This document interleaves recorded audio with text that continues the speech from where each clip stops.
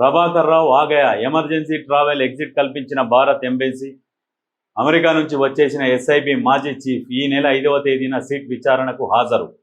Phone tapping కేసులో ప్రధాన నిందితుడిగా ఉన్న ఎస్ఐబి మాజీ చీఫ్ ప్రభాకర్ రావు సోమవారం హైదరాబాద్ చేరుకున్నారు.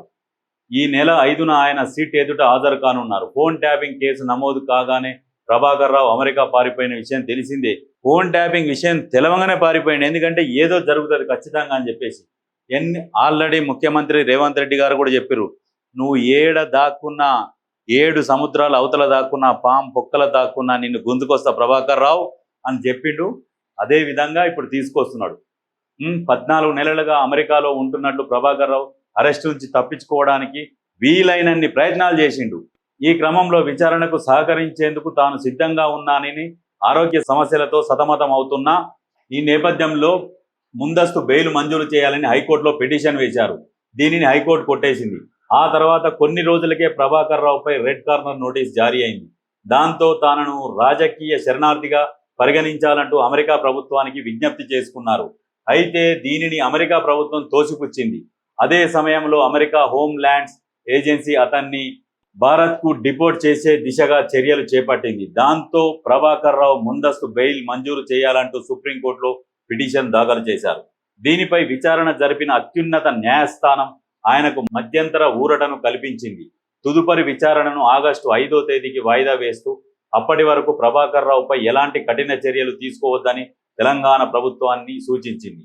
అదే సమయంలో రద్దు చేసిన ప్రభాకర్ రావు పాస్పోర్టును పునరుద్ధరించి ఆయనకు అందజేయాలని కేంద్రానికి సూచించింది. కాని పక్షంలో ఎమర్జెన్సీ ట్రావెల్ ఎగ్జిట్ ఆర్డర్ ఇవ్వాలని పేర్కొంది. ఇది చేతికందిన 3 రోజుల్లో స్వదేశానికి వచ్చి విచారణకు సహకరించాలంటూ ప్రభాకర్ రావుకు ఆదేశాలు ఇచ్చింది. ఈ నేపథ్యంలో అమెరికాలోని భారత్ ఎంబసీ అధికారులు ప్రభాకర్ రావుకు ఎమర్జెన్సీ ట్రావెల్ ఎగ్జిట్ను కల్పించారు. దీంతో ఆయన సోమవారం హైదరాబాద్ చేరుకున్నారు. టైము లైను 2024 మార్చి 10న ఫోన్ ట్యాపింగ్ వ్యవహారంపై పంజాగుట్ట పోలీసులు కేసు నమోదు చేశారు. ఎస్ఐబి మాజీ డిఎస్పీ ప్రణీత్ రావుతో పాటు ఇతర నిందితులను విచారించిన అనంతరం 2024 ఏప్రిల్ 29న ప్రభాకర్ రావును కేసులో నిందితుడిగా చేర్చుతూ నాంపల్లి కోర్టులో మెమో దాఖలు చేశారు. 2024 జూన్ 10న కేసులో మొదటి ఛార్జిషీట్ను కోర్టుకు సమర్పించారు. 2024 జూలై 15న ప్రభాకర్ రావుపై నాన్ బెయిలబుల్ వారెంట్ జారీ అయింది. 2025 మార్చి 3న ప్రభాకర్ రావుపై రెడ్ కార్నర్ నోటీస్ జారీ అయింది. దీనికి కొన్ని రోజుల ముందే పాస్పోర్ట్ అథారిటీ ఆఫ్ ఇండియా ఆయన పాస్పోర్ట్ను రద్దు చేసింది. తన పాస్పోర్ట్ను రద్దు చేయడాన్ని సవాల్ చేస్తూ ప్రభాకర్ రావు 2025 ఏప్రిల్ 10న సుప్రీంకోర్టులో పిటిషన్ వేశారు. ఇక మధ్యంతర బెయిల్ మంజూరు చేయాలంటూ ప్రభాకర్ రావు దాఖలు చేసిన పిటిషన్ను తెలంగాణ హైకోర్టు మే 5న కొట్టేసింది. విచారణకు సహకరించాలి. ముందస్తు బెయిల్ కోసం ప్రభాకర్ రావు దాఖలు చేసిన పిటిషన్పై విచారణ జరిపిన సుప్రీంకోర్టు మే 29న ఆయనకు మధ్యంతర రక్షణ కల్పించింది.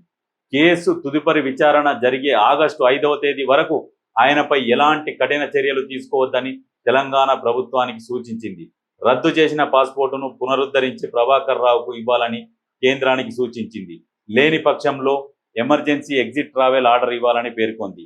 ఇది చేతికందిన 3 రోజుల్లో భారత్కు వచ్చి దర్యాప్తు అధికారుల ఎదుట హాజరు కావాలని మరియు విచారణకు పూర్తిగా సహకరించాలని ప్రభాకర్ రావును ఆదేశించింది. ఈ మేరకు అండర్టేకింగ్ లెటర్ను కోర్టుకు సమర్పించాలని పేర్కొన్నది. అయితే ప్రభాకర్ రావు ఇండియాకు వచ్చేసిండు. మన కేసీఆర్ కేటీఆర్ జైల్లోకి పోబోతున్నారు. ఇది జరుగుతుంది, గుర్తుపెట్టుకోర్రి. ఇంకొక విషయం, ఇది ఇక్కడ ఇచ్చిరేంది, రంగంలోకి నందకుమార్ మలుపులు తిరగనున్న ఫోన్ ట్యాపింగ్ కేసు. అప్పుడు ఈ ప్రభాకర్ రావు కేసు నెక్స్ట్ ఎవరున్నారు, మలుపులు తిరగనున్న ఫోన్ ట్యాపింగ్ కేసు. మరోసారి ఫిర్యాదు ఇచ్చేందుకు సిద్ధం. నా ఫోన్ ట్యాప్ చేసి ఆడియోలు లీక్ చేశారు. కేసీఆర్ స్వయంగా మీడియాకే వినిపించారు. సూత్రధారులు ఎవరన్నది తెలిసిన చర్యలేవి. ఎమ్మెల్యే కొనుగోలుల వ్యవహారంలో నిందితుడు నందకుమార్. రంగంలోకి నందకుమార్ వచ్చిండు. రాష్ట్ర రాజకీయాల్లో ప్రకంపనలు సృష్టించిన ఫోన్ ట్యాపింగ్ కేసులో మరో సంచలనం మలుపు తిరగనుందా అంటే అవును, తిరగనుందే ఖచ్చితంగా. ఈ ఎవరైతే ఫోన్ ట్యాపింగ్ చేసిన ఈ తండ్రి కొడుకులు ఉన్నారో వీళ్ళు లోపలికి పోతున్నారు. ఇప్పుడు ఆయన అమెరికా నుంచి రావడము, వీళ్ళు లోపలికి పోవడానికి కూడా ముహూర్తం ఖరారైతుంది. ఎమ్మెల్యేల కొనుగోలుల వ్యవహారంలో నిందితుడిగా ఉన్న నందకుమార్ తన ఫోన్ను ట్యాప్ చేశారంటూ మరోసారి ఫిర్యాదు ఇచ్చేందుకు సిద్ధమవుతున్న నేపథ్యంలో ముందుకొస్తున్న ప్రశ్న ఇది. ఈ వ్యవహారంలో తన ఫోను అక్రమంగా ట్యాప్ చేశారని స్పష్టమైన అప్పటి బీఆర్ఎస్ పెద్దల కనుసన్నల్లోనే అయితే ప్రెస్ మీట్లా కేసీఆర్ కూడా వినిపించిండు. వాళ్ళకి ఎక్కడిది ఆడియో ఫోన్ ట్యాపింగ్ చేయండి క్లియర్గా ఉన్నది కదా, మిగతాది 7వ పేజీలో ఉన్నది. ఏది అప్పట్లో పోయి ఎక్కడనో ఫామ్ హౌస్లు అన్లల్లో కూర్చొని ఎమ్మెల్యేల కొనుగోళ్ల విషయం గురించిది. అయితే ఇది జరిగిందని తేలిన అన్ని ఆధారాలతో ఇంతకు ముందే ఫిర్యాదు చేసిన బాధ్యులపై ఎందుకు చర్యలు తీసుకోవడం లేదని నందకుమార్ ప్రశ్నిస్తున్నారు. చూస్తుంటే విచారణ పేరుతో టైంపాస్ చేస్తున్నట్లుగా అనిపిస్తుందని వ్యాఖ్యానించారు. బీఆర్ఎస్ కాంగ్రెస్ కుమ్మక్కయ్యాయా అన్న అనుమానం కలుగుతుందన్నారు. ఈ నెల 5న ఎస్ఐబి మాజీ చీఫ్ ప్రభాకర్ రావు సిట్ విచారణకు హాజరు కానున్న నేపథ్యంలో మరోసారి అన్ని ఆధారాలతో ఫిర్యాదు చేయనున్నట్లు తెలిపారు. 2022 అక్టోబర్ 26న సైబరాబాద్ పోలీసులు మైనాబాద్లోని తాండూరు మాజీ ఎమ్మెల్యే పైలట్ రోహిత్ రెడ్డికి చెందిన ఫామ్ హౌస్ నుంచి ఢిల్లీకి చెందిన రామచంద్ర భారతి, హైదరాబాద్కు చెందిన నందకుమార్, తిరుపతికి చెందిన సింహయాజీ స్వామిలను అరెస్టు చేసిన విషయం తెలిసిందే. బీజేపీ తరపున ఈ ముగ్గురు కలిసి బీఆర్ఎస్ పార్టీకి చెందిన అప్పటి ఎమ్మెల్యేలు పైలట్ రోహిత్ రెడ్డి, హర్షవర్ధన్ రెడ్డి, గువ్వల బాలరాజు, రేగా కాంతారావులను కొనడానికి ప్రయత్నించారంటూ వారిపై కేసులు పెట్టారు. బీజేపీలో చేరితే ఒక్కొక్కరికి 50 నుంచి 100 కోట్ల రూపాయలు ఇస్తామని ప్రలోభ పెట్టినట్లుగా ఎఫ్ఐఆర్లో పేర్కొన్నారు. పోలీసులు పక్కా ప్లాన్ ప్రకారం సీక్రెట్ కెమెరాలతో ఫామ్ హౌస్లో జరిగిన మొత్తాన్ని రికార్డు చేశారు. దీనిపై అప్పట్లో బీఆర్ఎస్ నాయకులు రచ్చరచ్చ చేశారు. ఈ క్రమంలో అప్పటి ముఖ్యమంత్రి కేసీఆర్ మీడియా సమావేశంలో బీజేపీ తమ ప్రభుత్వాన్ని కూల్చేందుకు కుట్రలు చేసిందంటూ తీవ్ర స్థాయిలో విమర్శించారు. నందకుమార్ మాజీ ఎమ్మెల్యే పైలట్ రోహిత్ రెడ్డి, సింహయాజీ స్వామిలతో మాట్లాడిన 2 ఆడియో టేపులను కూడా వినిపించారు. పిక్చర్ అవి బాకీ హై, ఏతో ట్రైలర్ హై అంటూ పలువురు బీఆర్ఎస్ నేతలు వ్యాఖ్యానాలు చేశారు. మరి అప్పుడు ఈయన ఆడియో రికార్డ్ ఎట్లా బయటికి వచ్చింది? ఫోన్ ట్యాపింగ్ చేస్తేనే కదా. అప్పుడు ఇష్టం వచ్చినట్టు మాట్లాడారు. ఈయనకు 50 కోట్లు 100 కోట్లు ఇచ్చి ఎవరు కొంటారు? ఆ టైంలో కొంత డబ్బు కూడా దొరికింది అని చెప్పారు. ఇన్ని కోట్లు దొరికినాయి, 50 కోట్లు దొరికినాయి, 100 కోట్లు దొరికినాయి అని చెప్పేసి జరిగింది. మరి దొరికినాయి ఎక్కడ పోయినాయి? వాటి మీద కూడా విచారణ జరపాలి. వీళ్ళకు 50-100 కోట్లు పెట్టి వీళ్ళని కొంటదా బీజేపీ? కేసీఆర్కు ఎలా అందాయి?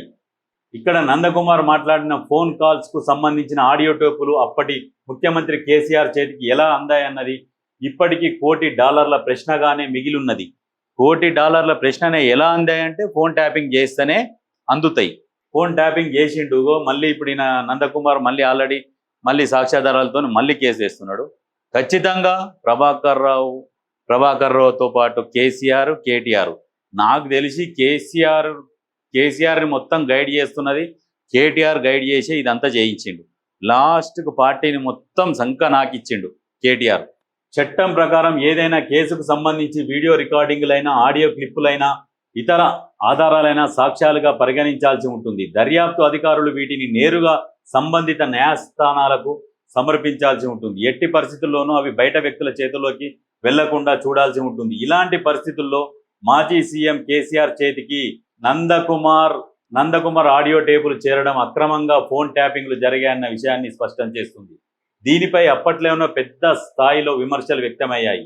అయితే మాజీ ఎమ్మెల్యే పైలట్ రోహిత్ రెడ్డికి తనతో నందకుమార్ మాట్లాడినప్పుడు మాటలను మొబైల్లో రికార్డ్ చేశానని నష్ట విచారణకు ప్రయత్నించారు. ఇది కరెక్టే అనుకుందాం. మరి సింహయాజీ స్వామితో నందకుమార్ మాట్లాడిన మాటలను మాజీ MLA pilot Rohit Reddy record చేసే అవకాశమే లేని నేపథ్యంలో వారి సంభాషణలను, ఆడియో టేపులను ఎలా బయటికి వచ్చిందన్న ప్రశ్నకు ఇప్పటికీ జవాబే లేదు. అయితే మరి ఈ రకంగా బయటికి వచ్చినాయని అప్పుడు వీళ్ళు నిజంగా ఒప్పుకోవాలి. ఈయన కూడా అన్నాడు, చేస్తే కొంతమంది వాళ్ళ వీళ్ళే ఫోన్ ట్యాపింగ్ చేస్తాం, దొంగలు వాళ్ళ వీళ్ళే అని అన్నాడు. 1000 ఫోన్లు ట్యాప్ చేసిర్రు. అదే వాళ్ళ సంభాషణ ఎలా బయటికి వచ్చిందన్న ప్రశ్నకు ఇప్పటికీ జవాబు లేదు. ఇక్కడ గమనించాల్సిన అంశం ఏమిటంటే, ఈ కేసులో అరెస్ట్ అయిన టాస్క్ ఫోర్స్ మాజీ డీసీపీ రాధాకిషన్ రావు అప్పటి ఎస్ఐబి చీఫ్ ప్రభాకర్ రావు ఆదేశాల మేరకే ఫోన్లను ట్యాప్ చేసినట్లు పోలీసుల విచారణలో వెల్లడించడం, నిబంధనల ప్రకారం దేశ విద్రోహ కార్యకలాపాలకు పాల్పడుతున్నారన్న అనుమానాలు ఉన్నవారి ఫోన్లను మాత్రమే ట్యాప్ చేయాల్సి ఉంటుంది. దీనికి కూడా హోంమంత్రిత్వ శాఖ అనుమతి తప్పనిసరి.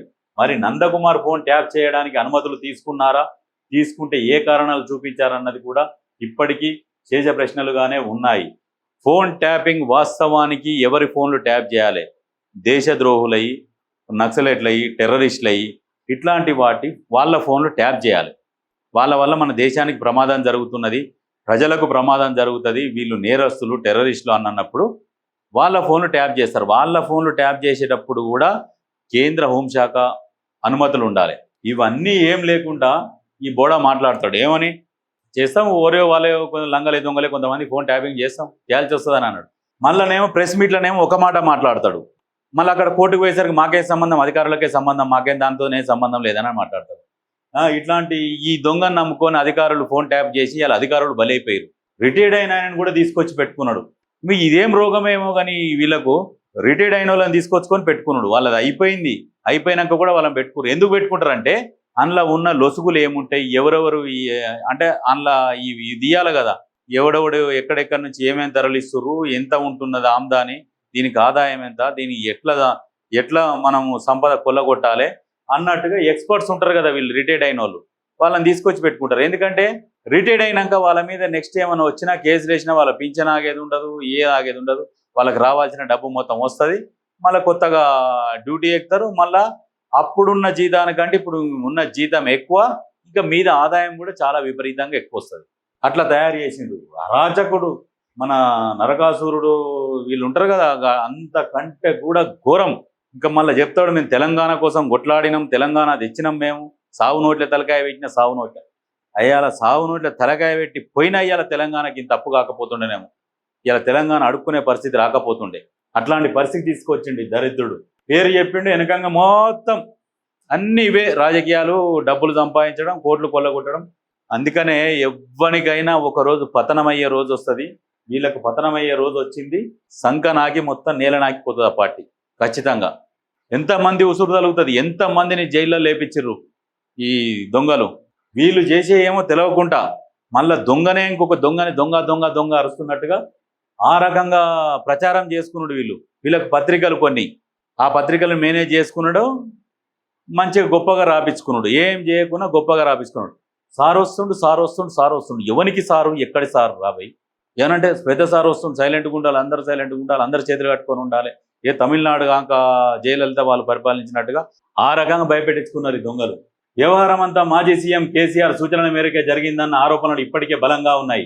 ఎస్ఐబి మాజీ చీఫ్ ప్రభాకర్ రావును ఉపయోగించుకొని ఒక నందకుమారే కాకుండా ప్రతిపక్ష పార్టీలకు చెందిన పలువురు నాయకుల వారి బంధువుల మిత్రుల ఫోన్లను ట్యాప్ చేయించారని వేరువేరు పక్షాలకు చెందిన నాయకులు పలువురు పలుమార్లు వ్యాఖ్యానించారు. కేసీఆర్తో పాటు బీఆర్ఎస్లోని మరికొందరు పెద్దలు కూడా దీని వెనుక ఉన్నారన్నారు. అయితే ఎక్కడా దొరకకుండా ఉండడానికి ఫలానా నెంబర్లు ట్యాప్ చేయమని లిఖితపూర్వక ఆదేశాలు ఇవ్వలేదని పేర్కొన్నారు. ఇలాంటి పరిస్థితుల్లో సిట్ విచారణలో ప్రభాకర్ రావు పెదవి విప్పితేనే సూత్రధారుల గుట్టు బయటపడుతుందని చెబుతున్నారు. కాగా తన ఫోన్ ట్యాప్ చేసిన విషయాన్ని వదిలిపెట్టేది లేదని నందకుమార్ చెబుతున్నారు. తాను సింహయాజి స్వామి, మాజీ ఎమ్మెల్యే పైలట్ రోహిత్ రెడ్డితో మాట్లాడిన ఆడియో టేపులను స్వయంగా కేసీఆర్ మీడియా సమావేశంలో వినిపించే విషయాన్ని గుర్తు చేశారు. ఆడియో టేపులు తన వద్దకు ఎలా వచ్చాయన్నది కేసీఆర్ స్పష్టం చేయాలన్నారు. ఈ క్రమంలోనే మరోసారి తన ఫోన్ ట్యాపింగ్ పై ఫిర్యాదు ఇవ్వనున్నట్లు చెప్పారు. చెప్పాలే మరి, ఫోన్ ట్యాపింగ్లు చేసినాము, మేము దొంగలము, మేము లంగలము, రియాల్టర్ల ఫోన్లు ట్యాప్ చేయడం, వ్యాపారస్తుల ఫోన్లు ట్యాప్ చేయడము, సినిమా హీరోయిన్ల ఫోన్ ట్యాప్ చేయడము, ఆ హీరోయిన్ ఎక్కడ పోతే ఎక్కడ తిరిగితే మీకు ఎందుకు రాబోయి అవన్నీ వినాలే, భయపెట్టాలి, బ్లాక్మెయిల్ చేయాలి, మీకు కావాల్సినది వాళ్ళ దగ్గర నుంచి తీసుకోవాలి, మీకేం కావాల్సిందో అది తీసుకోవాలి. ఇవన్నీ ఎన్నో సంసారాలు కూల్చిరు ఫోన్ ట్యాపింగ్లు చేసి. మంచిగా పచ్చని సంసారం, మంచి జంట, అట్లాంటి జంటను కూడా నిప్పులు వచ్చి కులగొట్టింది. ఎవరికి? Sania Mirza, brand ambassador. పోయి పాకిస్తాన్ వాడిని పెళ్లి చేసుకుంటే ఆమెకు బ్రాండ్ అంబాసిడర్. చేనేత వస్త్రాలకు బ్రాండ్ అంబాసిడర్ సమంత. నువ్వు క్రికెట్కి పోతే నీతో పాటు హీరోయిన్లు చూస్తందుకు పోతే, నీకేమో మిస్ ఇండియా పోటీలు అయితేనేమో నువ్వు రన్ చేయొచ్చు, మిస్ వరల్డ్ పోటీలు రన్ చేస్తే నీకు నొప్పిలేస్తుంది. అది ఇప్పుడు ఇంకొక విషయము, ఈ ప్రభాకర్ రావుని మాత్రం ఖచ్చితంగా అరెస్ట్ చేస్తారు, తీసుకుపోయి లోపలేస్తారు. ప్రభాకర్ రావుతో పాటు కేసీఆర్, కేటీఆర్ ఖచ్చితంగా పోవాల్సిందే. దీంట్లో ఏంటంటే వీళ్ళే కదా మెయిన్ తండ్రి కొడుకు, వీళ్ళు చెప్పినట్టే జరిగేది. ఏదైనా చేయి, వాని ఫోన్ ట్యాప్ చేయి, వీని ఫోన్ ట్యాప్ చేయి, మీరేం చేస్తున్నారు? అధికారులను కూడా రైతురై మీదకి వెళ్ళి దిగలే వీళ్ళు, ఆ రకంగా మాట్లాడేది.